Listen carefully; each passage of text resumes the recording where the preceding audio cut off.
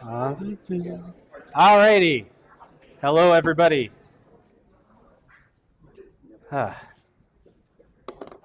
Okay. So, I appear to be offline. That is not true. Let's try that again. All right. So we're gonna obviously today keep going. We're still talking about concepts and theories. And I see these comments that I didn't see. Let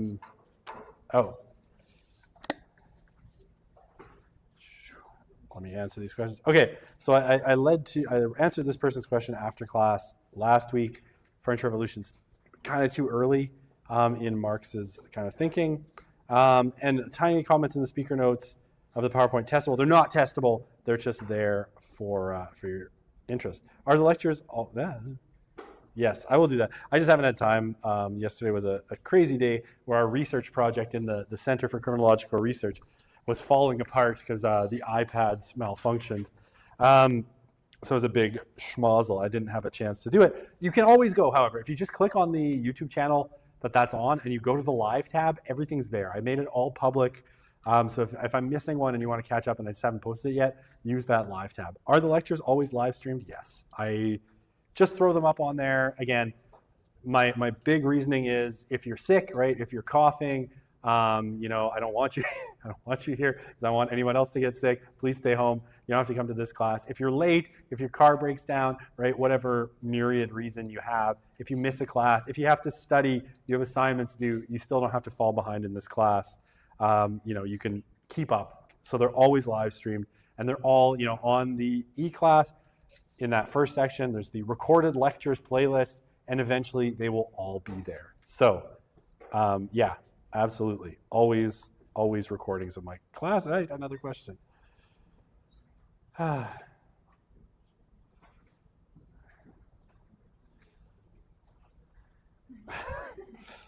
Did the lecture just start? Yes. I looked into some of your work writing Russian media. How do I feel about the ideas of brigada and slova patsana, glorifying crime in youth? Oh, it's been a really long time since I watched. Okay, I don't think I ever. I don't think I ever watched Slova Patsana. Is that the new one? Sorry, is this like brand new? I think I saw like ads on like Kontaktia for this show. Anyway, sorry, you can come talk to me after about Russian TV. Like Brigada, I haven't watched in ages, and I didn't watch a lot of it, so. It's interesting, but yeah, I'd have to think about that. But is this? I'd love to hear like Slova Patsana. I think it's this new one that I haven't had a chance to watch yet. Okay, sorry, you missed what I did. The lecture just start? Yes, I'm a Russian TV nerd at the end of the day. And if anyone read my dissertation, I'm so sorry. It's not that interesting. You missed what I said. Are the bottom notes on the slides? They're not tested, right? Sometimes that's just there for me, and sometimes I left them there from a few years ago. I haven't really used the notes in a while. I changed the way that I use PowerPoint. So if they're there, they're just maybe a note for me to remember something. Okay, where was I? All right, we were talking here. So, sorry. Really love to talk Russian TV. It's super fun. I used to do a whole lecture on Russian TV in another class, and it's really interesting. Okay, so we're talking about conflict theory, right? So conflict theory, again, is this theory that we derive from Marx, right? It comes down from Marx. Certainly it's been developed since then. And, all about this idea of, oppressor classes and oppressed classes, those that are superordinate, right? So those who are in charge and those who are subordinate, and how basically those who are in charge, right? The oppressor class or the superordinate bourgeoisie work to keep their power and privilege at the expense of other classes. So, a lot of things happen, right? Marxism and kind of conflict theory enters a sort of crisis in the 1960s and 70s, right? Principally because it's sort of economic basis, right? The reason that people had been sort of attracted to conflict theory in a lot of cases was because of this idea of economic equality, and specifically people were holding up the Soviet Union as a particularly good exemplar of this, right? The Soviet Union, and there's lots of reasons. The Soviets had set up, what are sometimes referred to as Potemkin villages, where they invited Western reporters in to kind of see the beautiful progress of the Soviet Union and how egalitarian it was. Now, Potemkin village basically means like a mock-up of reality that's used for propaganda purposes. Very famous people. I think his name was William Durante. He was a reporter at the New York Times who wrote about the Soviet Union, covered up a lot of the terrible things about the Soviet Union, including the Ukrainian famine, the Holodomor. And so, people had through the 30s, 40s, and 50s this very high view of what life must be like in the Soviet Union. This all kind of falls apart after the death of Stalin, right? So after the death of Stalin, the dictator who led the Soviet Union through the Second World War, but also, had killed millions of his own people in mass purges, the leader that follows him is a guy named Nikita Khrushchev. And Khrushchev basically undergoes what he calls a kind of de-Stalinization of the Soviet Union. And as part of this, he exposes a lot of crimes of the Stalinist regime and sort of takes the veneer off the Soviet Union as this great modern egalitarian place. And so suddenly, the economic claims of Marxism or conflict theory don't seem quite so solid. Added to that, right, the only place in the world that had really undergone a Marxist revolution or a communist revolution was Russia. And Russia, at the point in which it underwent this communist revolution, was essentially barely an industrial power, right? The country was barely industrialized. It had only banned kind of serfdom, right? So peasants being tied to the land a few decades earlier. It was really economically a very backwards country. And after that, you get the People's Republic of China, again, a country that's not particularly economically developed. All of the economically powerful industrial countries of the West essentially never become communist, right? They never undergo a communist revolution. You never get a communist revolution in France or Germany or Britain or the UK or the United States, right? So a lot of these kind of conflict theory scholars, still seeing value in Marx, start to ask a couple of questions. A, how can we transform conflict theory or kind of Marxist theory in a new branch to keep it alive? And B, why, try to answer the question of why all of these capitalist societies of the West, which have very high levels of economic inequality, why they never underwent this communist revolution, right? So they turn to culture, right? So they take what's called the cultural turn to try and understand outside of just economics, what are the forces that are used in a capitalist society to keep people kind of in what they call a state of false consciousness, right? So what they would suggest is that, and certainly in Marx's thought, was that as the workers realize that they are being oppressed by the bourgeoisie, the owners of the means of production, they would develop a class consciousness, right? So all workers would start to think of themselves principally as workers, and they would be like, hey, we're all the same, let's kill the bourgeoisie. That never happens. And instead, what these scholars coming later say is that class consciousness has been sort of supplanted by what they call false consciousness, right?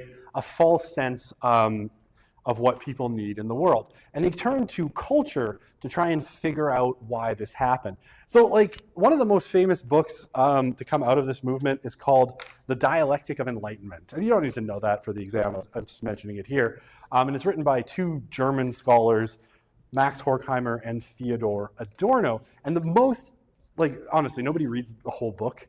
Everybody just reads one chapter in it called The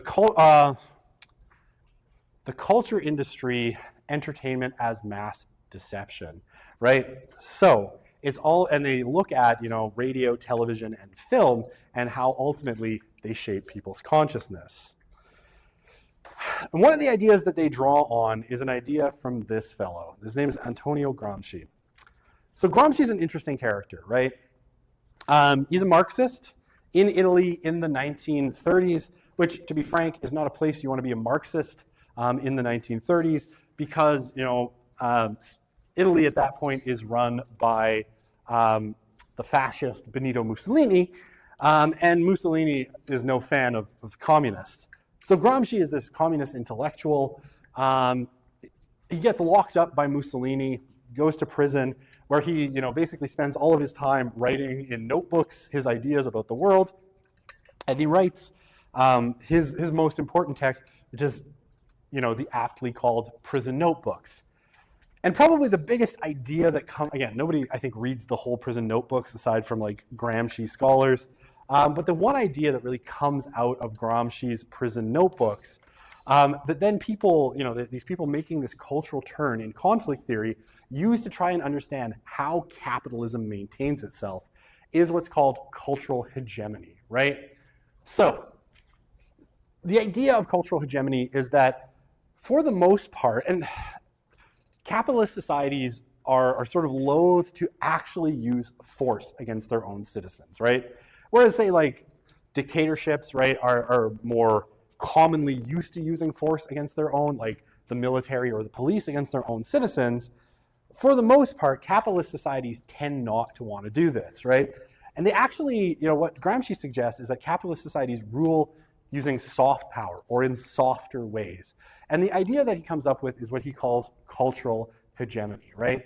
Basically, the idea of cultural hegemony, is that everybody is, all these different kind of social classes and actors are competing. They all have their own ideas about the world, how the world is, how the world should be, and they're all competing essentially to make those ideas central to a particular society, right? So cultural hegemony happens when one set of ideas ultimately is accepted by more or less everyone in the society and comes to be taken as common sense. And that really is kind of the key term in Gramsci's thought, right? You've achieved a sense of cultural hegemony when an idea, I lost my Surface Pen, I'll find it later, becomes accepted as common sense, right?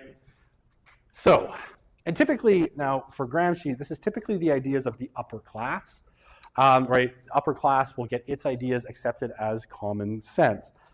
So that you might think of it this way, right? So there's this idea of the American dream, right? Basically that, America is a society of opportunity, right? It is a place, a land of opportunity, and anyone who works hard and applies themselves, and goes to school, graduates high school, gets married before they have children, and gets a job, can live this American dream of prosperity, right? The house, the white picket fence, the kids, the dog, all that stuff. And basically what Gramsci would say about that is that is an idea that has become culturally hegemonic in American society, right? When you say, the American dream, everybody industrial complex that profits from, the sale of weapons.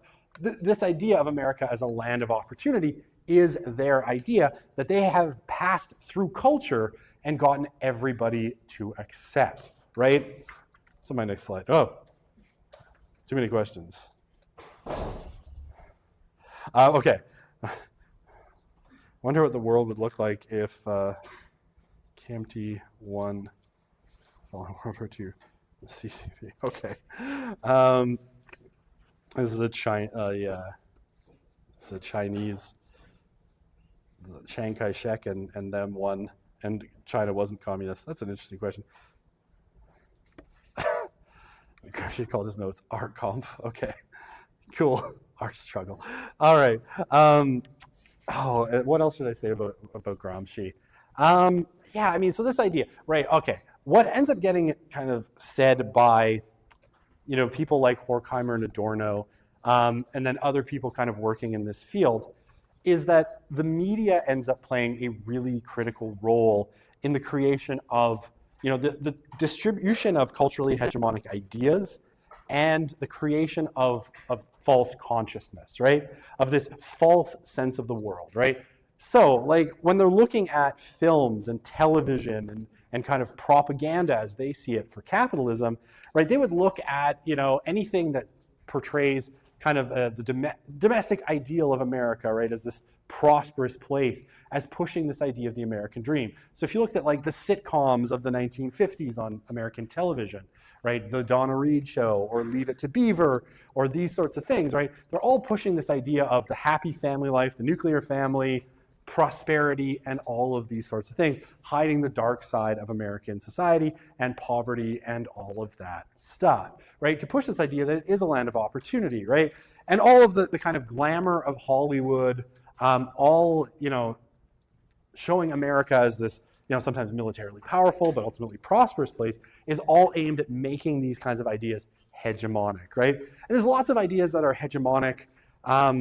Now, one of the things that some of these people will notice is that the capitalist system, in their view, is very flexible, right? That when it receives too much pushback culturally, it'll actually move to integrate new ideas, right, into that culturally hegemonic model in a way that disrupts the overall story of a society as little as possible, right? So when you get the pushback in the 1960s for more women's rights through the feminist movement, ultimately what someone like Gramsci or Horkheimer and Adorno would suggest is that idea gets folded into the mainstream culture, so it never disrupts the capitalist system. In a way, it sort of benefits from it by suddenly having twice as many potential workers and therefore being able to, say, depress wages.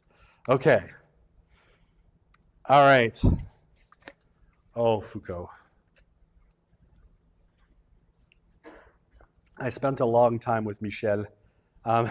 During my candidacy or my specialization, I had a bad supervisor for my PhD, and she made me jump through a lot of hoops that I shouldn't have had to jump through. One of the things she said was read all of Foucault, which is like 15 books. So I did. They're not easy books either. So yeah, if you ever do a PhD, have a good supervisor, not a bad one. I thought she was good, but she turned out bad. We broke up later, not romantically, but as my supervisor. I dumped her. It was awesome. Best moment of my life. Okay, so I really hate her. All right, so Foucault. So Foucault comes along kind of in the 1960s in France, right? In this particular moment where, again, some of these ideas from conflict theory are being reassessed. And Foucault is 100% a committed Marxist revolutionary. He wants to overturn capitalist society, and kind of a very destructive figure in lots of ways, right? He wants to break down all our understandings of the world. Now, one of the things he suggests, right, is that culture is an ongoing site of conflict between dominant and subordinate classes, right? Everybody is trying to fight through culture to get their ideas accepted as the truth, right? Because everybody wants essentially for their ideas to become the ones that are accepted so that they have the power to control other people, right? So that they have the power to impose their way of thinking on the rest of society. So, and Foucault will trace this out at multiple points in his career, right? His first major work, his dissertation, is called Madness and Civilization. And he basically tracks the way that the idea of madness shifted over time to the point where, people who were considered mad were ultimately put under the control of doctors, right? Doctors convinced everyone that they were the people who understood insanity the best and were able to deal with it, in the most humane way.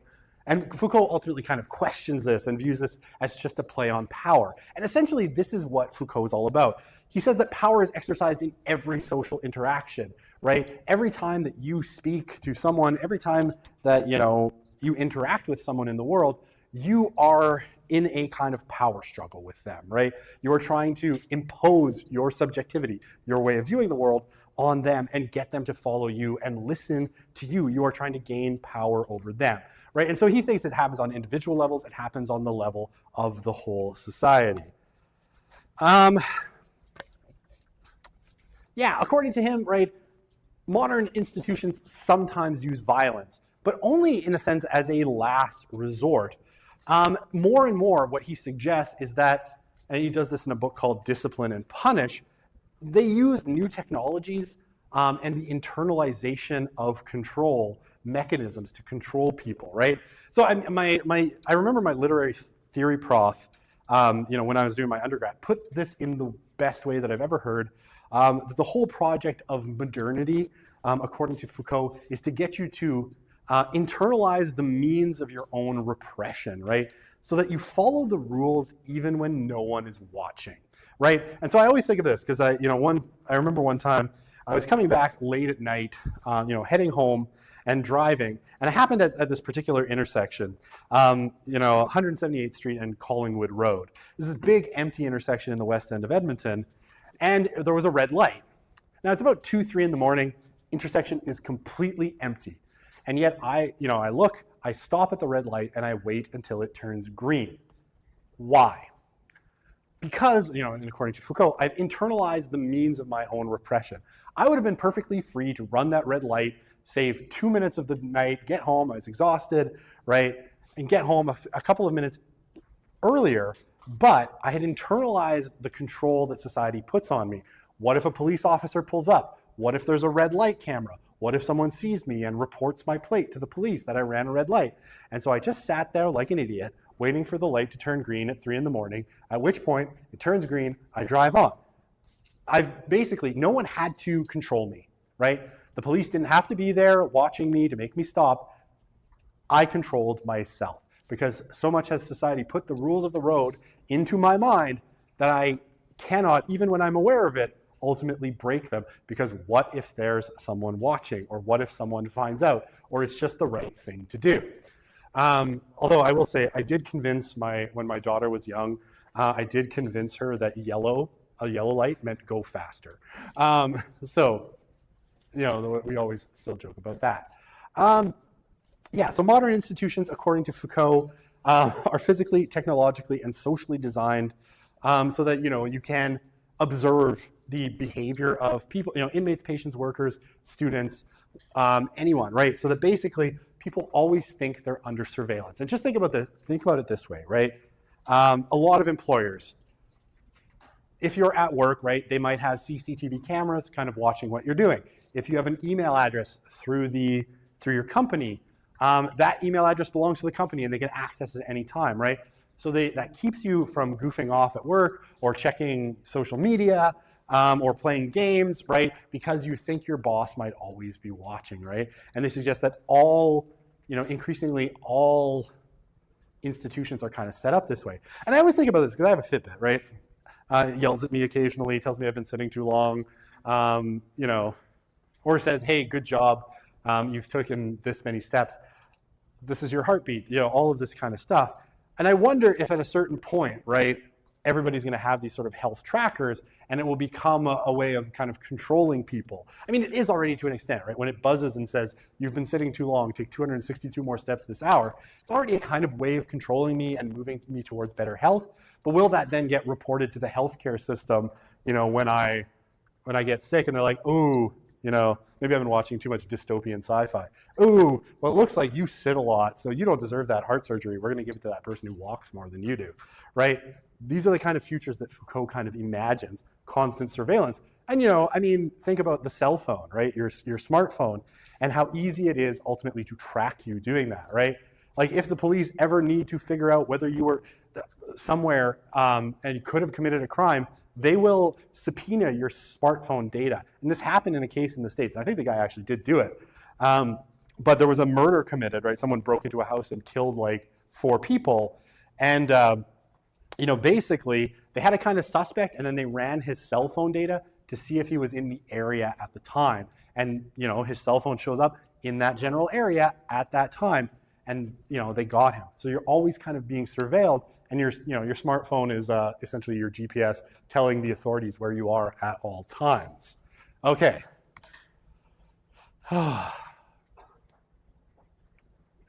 This is supposed to be giving you your reasons to cheat. You know why you won't cheat? Because someone might be watching.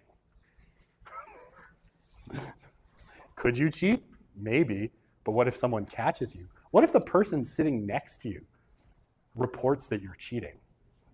Right? What if honestly, this happened to me last semester, right? They were writing short answer questions in class, and I had to walk to the front of the class to answer someone's question.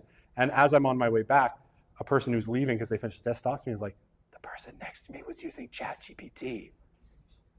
you're being surveilled. And that person, because they've internalized the rules and that cheating is bad, has now told me that you were cheating. So what if someone tells me? What will you do then? Have I run a red light? Yes, I run red lights all the time. A terrible person. Not on purpose. Sometimes, for other reasons. Never because I'm staring at my phone when I should be driving. All of that fun stuff. Or never. What I did do is I've broken multiple car mirrors because my children are fighting in the back seat as I back up out of the garage and I rip one of the two mirrors on my car off. That happens at least once a year. I'm really good at fixing side view mirrors, by the way. Big Brother is watching, right? It could be. All right. Big Brother is watching, right? And even the phrase Big Brother obviously comes from 1984. So does Foucault believe all technology is a panopticon against the subordinate? Yes. Okay. So I'm going to explain this concept of the panopticon because this is a really interesting question. And this is actually a concept that Foucault uses. So we'll talk about it a little bit later in the class. The panopticon is this idea. So it comes from this 19th century British philosopher named Jeremy Bentham. And he's like, I've figured out the way to create the perfect prison. And what he says is the perfect prison would be circular, right? And you would have cells on the outside ring, and in the middle you would have a tower with shaded windows. The people in the cells would never be able to know at any given moment whether they're being observed or not. It's like they might be observed and they might not be. And basically Bentham's theory was because you would never know when you're being watched and when you might be caught for doing the wrong thing, you would simply internalize doing the right thing and would never do the wrong thing. This model of prison is called the panopticon, essentially the place where you can always be seen. But this is actually the model that Foucault thinks society is increasingly being built on. He thinks that the whole of society is turning into a giant panopticon where you can be observed at all times, right? And so you're not going to cheat because what if they log your internet activity and they're like, hey, that guy was cheating, 0, fail, expelled, right? That's exactly it. That's the panopticon. But Foucault thinks, far from being just a prison, society is a prison, right? He says basically all of society increasingly is becoming like a giant prison. Okay. Yeah, he's creepy, man. Very intense looking dude, I will say that. He's very popular. He's like a rock star in France in the 60s, right? Like, that's how they treat their public intellectuals. Okay. Hang on, let's watch a little video on Foucault because I need a moment to drink some tea and soothe my throat.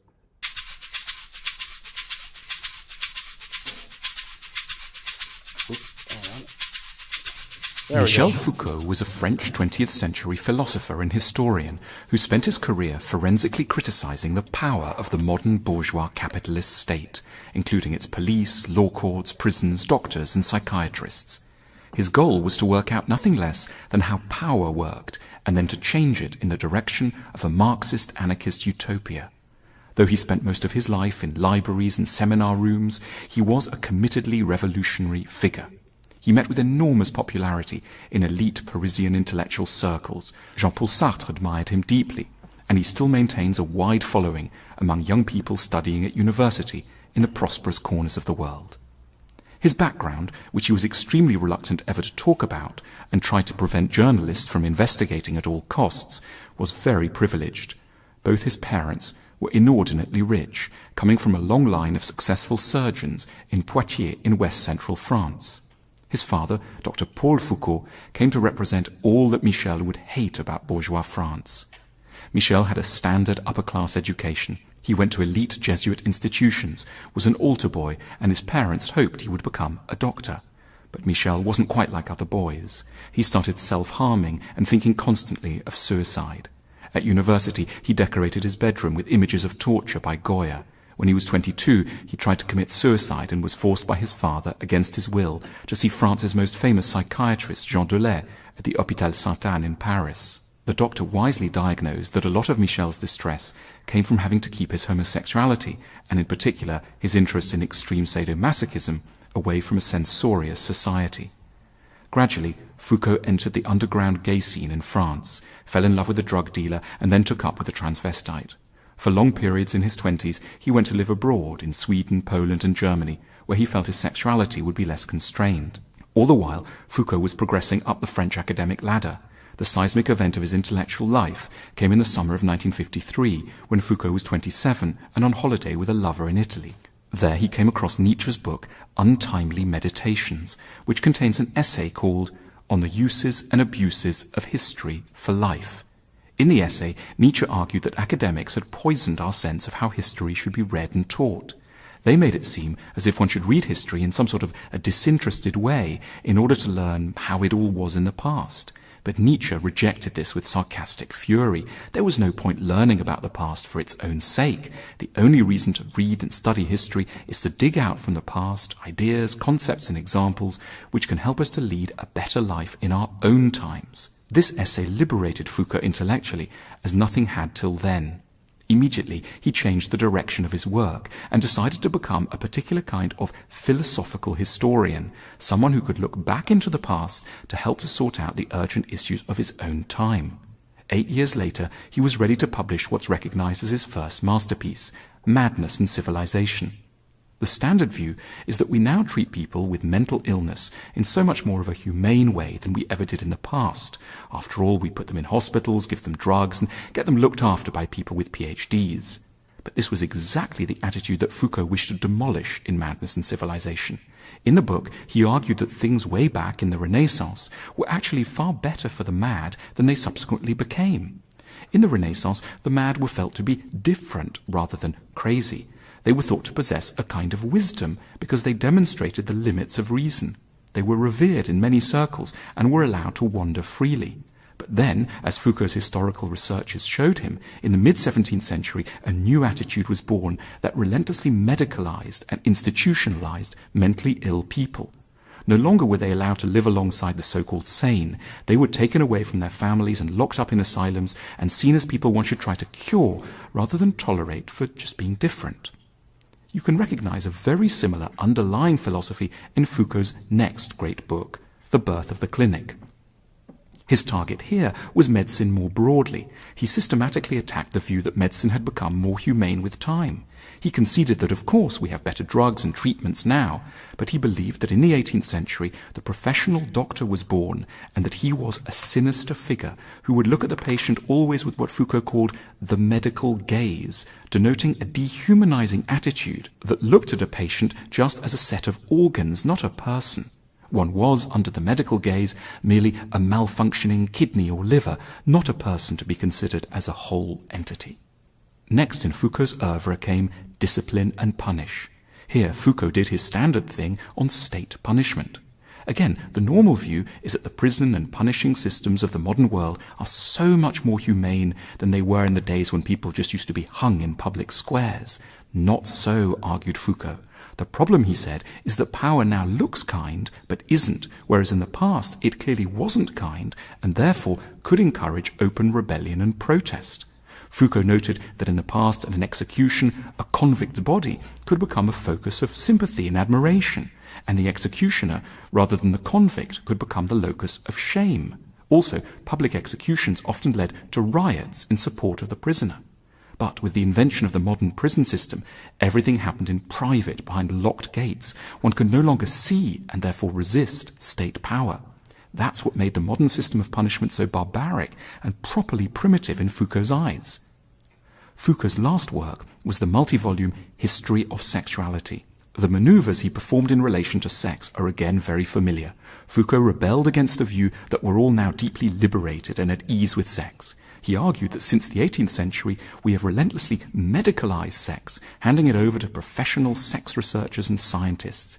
We live in an age of what Foucault called scientia sexualis, science of sexuality.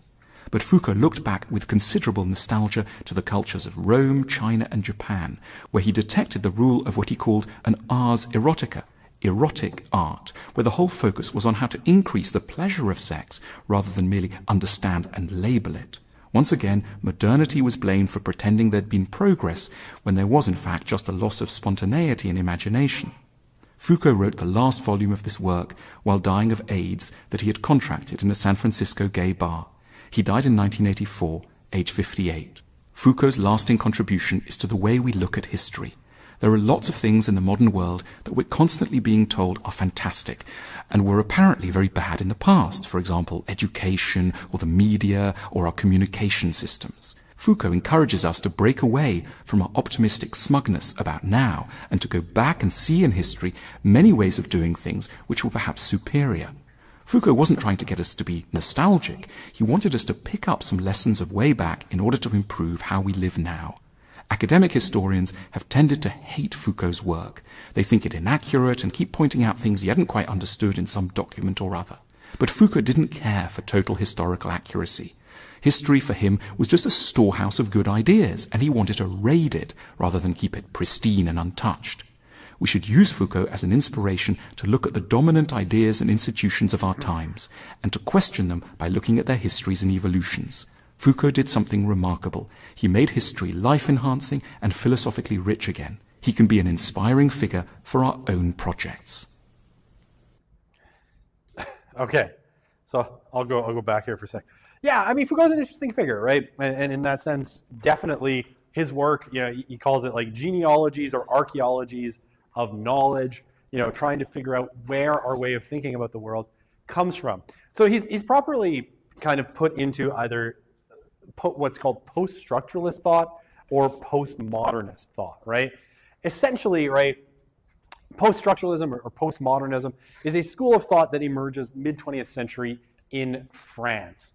And basically, amongst the other things that post-structuralism wants to do is to show, okay, what do I have to do? Denying the stability of social relationships and of cultures, right? Showing how things are constantly changing, and often how the way that we are kind of taught, like this is how it was in the past, this is the legacy of where we've come from, are often kind of false, right? That sometimes these sorts of stories about the past or the stories about knowledge are actually means of kind of controlling us, right?